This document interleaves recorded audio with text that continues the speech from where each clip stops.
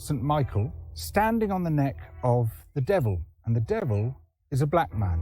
This image is very... Hello everyone, welcome back. Today's video, we're going to see what the legacy they tried so hard to erase. Highest award given to British officials who work abroad is the Order of St. Michael and St. George. This consists of a star with a little enameled painting, and the painting shows the angel St. Michael standing on the neck of the devil, and the devil is a black man. This image is very similar to one that we've become familiar with. A policeman kneeling on George Floyd's neck as he says, "I can't breathe." And the idea of standing or kneeling on the neck of a black man is deeply embedded in these notions of dominance, of white people over black people, the dominance of Western nations over other countries.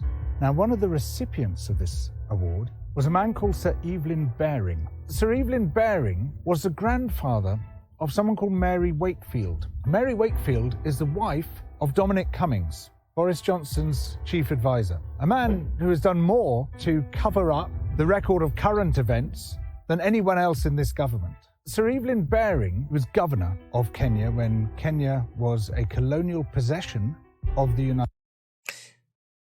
This guy, he's the same guy who tried to erase everything that they did in Kenya. So during his time in Kenya as the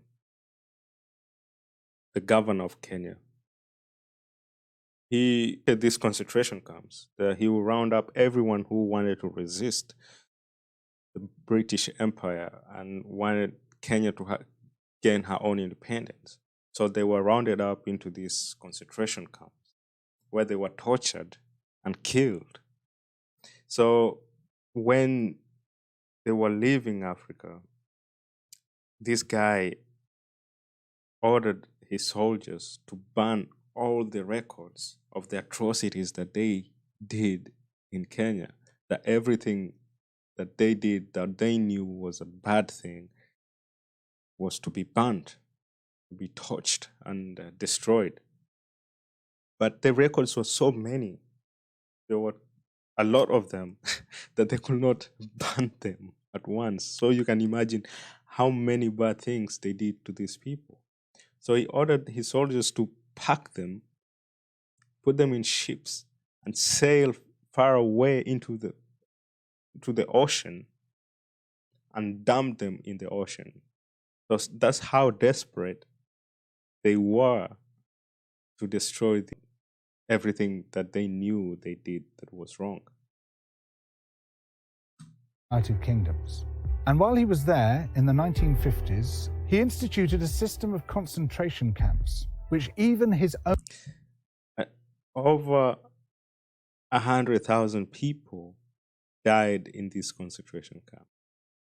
More than 100,000 people, the Kikuyu people who were rounded up in these concentration camps. It was not the Kikuyu alone. They had like other concentration camps in the other parts of Kenya that they rounded up people and put them in. But this one was the largest held the Kikuyu people.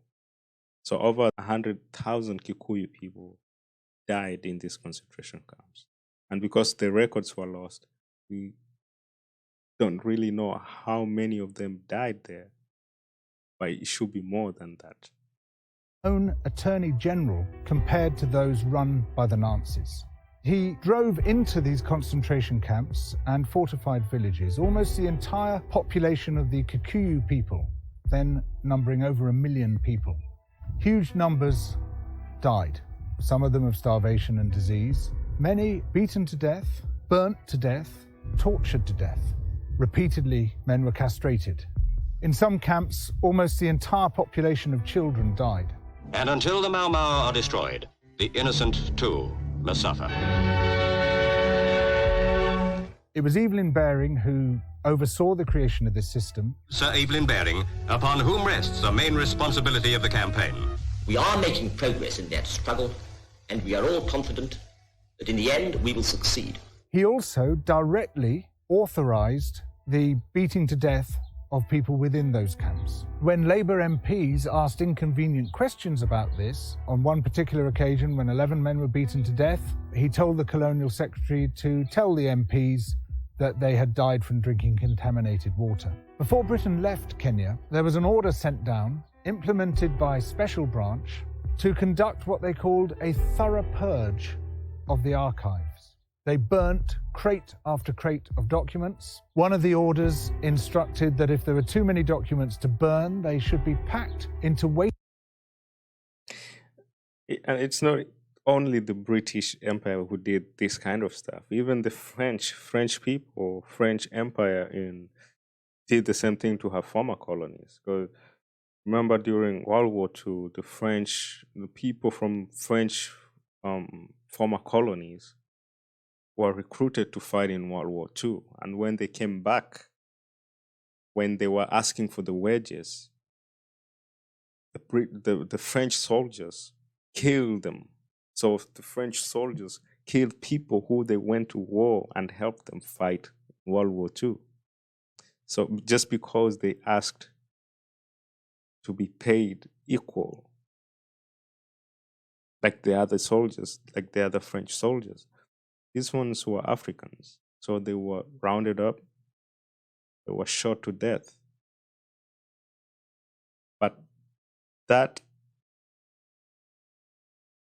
they don't teach that because they don't want them to be seen as negative. So that's what happened. They were killed. They killed the soldiers who fought for them in the war. And they covered it up.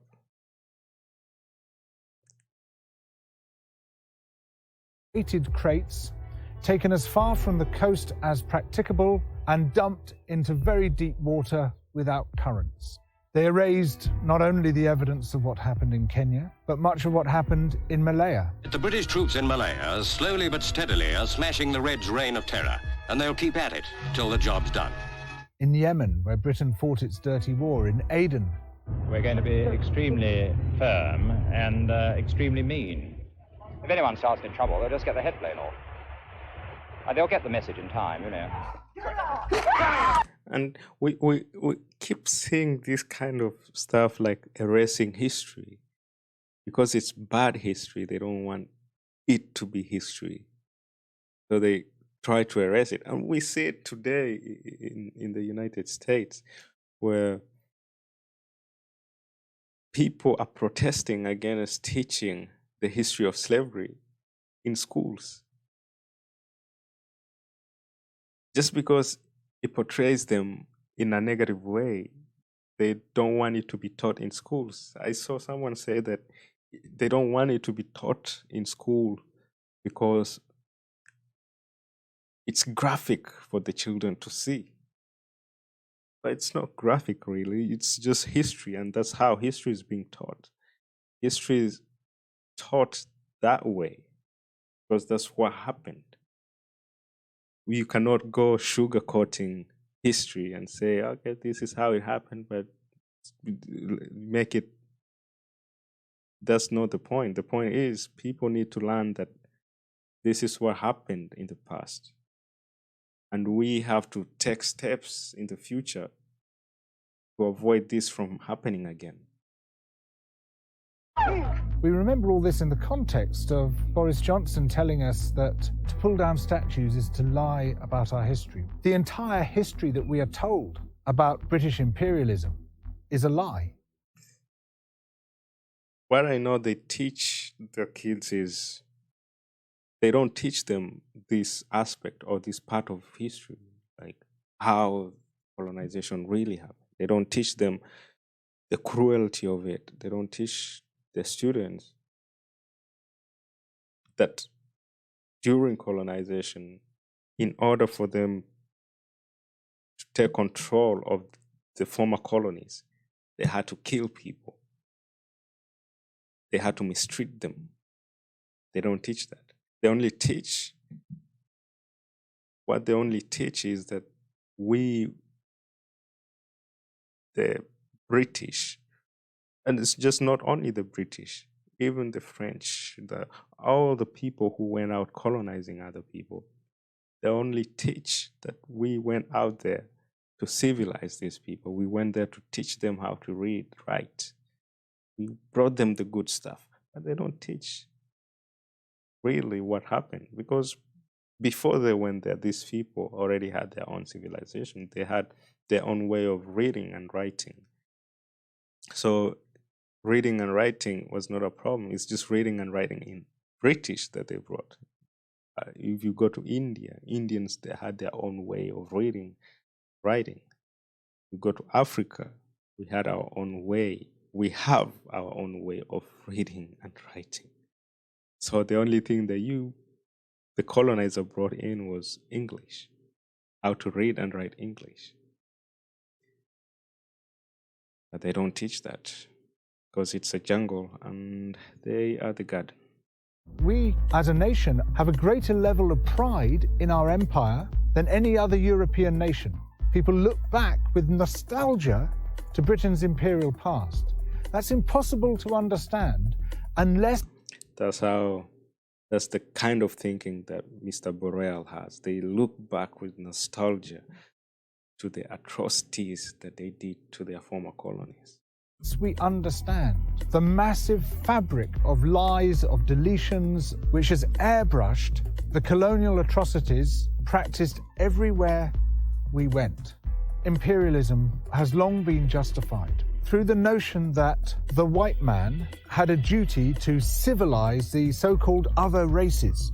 Racism is an ideology, and to a very large extent it was created by British theorists. You can take it back to the late 18th century and the work of a physician called Charles White, who was one of the people who formalized this idea that there's a sort of ladder of life, and the white man is at the top of that ladder, and below the white man on the ladder is the white woman, and below that were people with dark skin.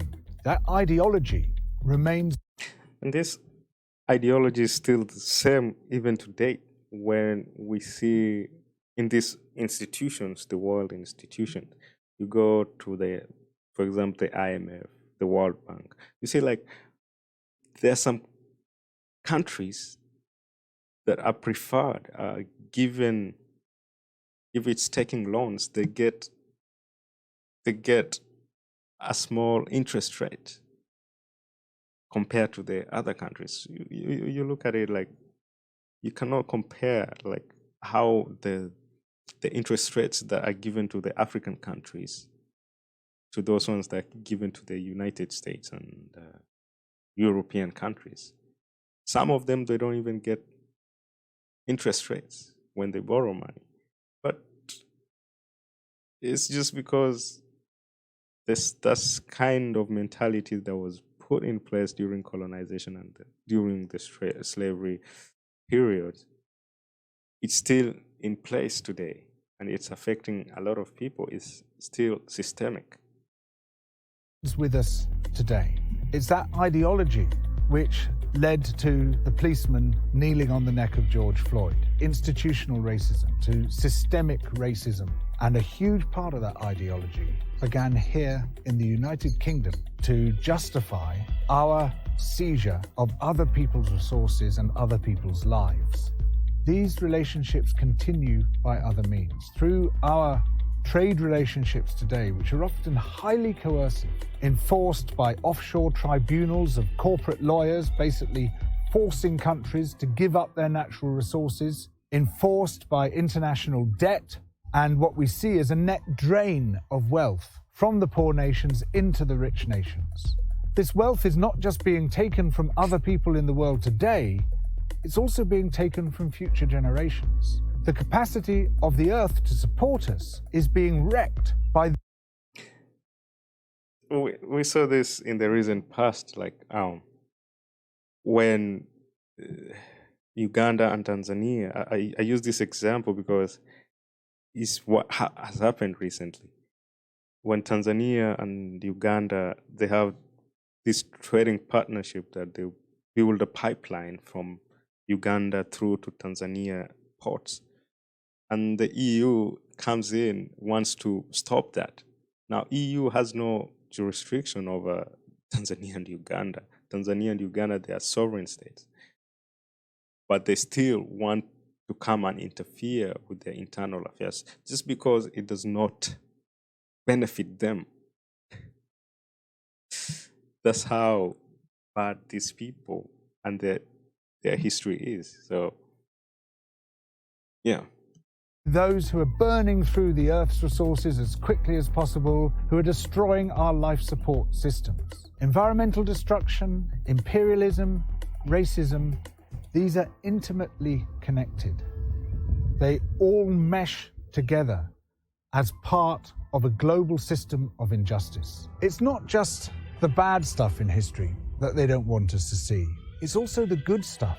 The massive role of the slave revolts and rebellions, of the slaves themselves and the ex-slaves, who through their advocacy managed to generate a huge amount of outrage about the slave trade and what it involved. Similarly, the history of resistance and rebellion within these shores, a huge range of people's movements amongst the working classes, amongst the middle classes, trying to create a better, juster, more democratic nation, often hundreds of years before their visions came to fruition.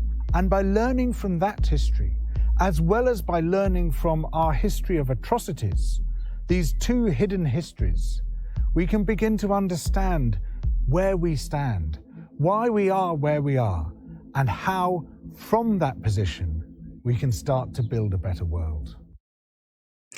It's not going to be easy when even today we see the resistance of learning the history of what happened in the past, because it portrays a certain one group of people in a negative way and the other one to be victims.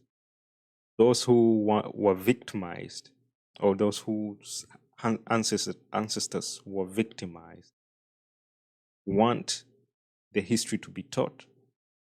But those whose ancestors were the perpetrator of the victimizations, they do not want the history to be taught in that way.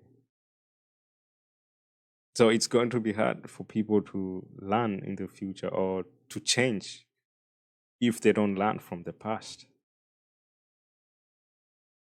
So, yeah, I do think that we should teach this kind of histories in schools, not just the ones that we feel portray us in the best way, but also the ones that portray us at our lowest point. To understand how these things impact other people's lives and how we can prevent them from happening in the future. Well, if you like this kind of content, please subscribe, like, and share this video. Help me to get the 10,000 subs goal. Until next time, take care.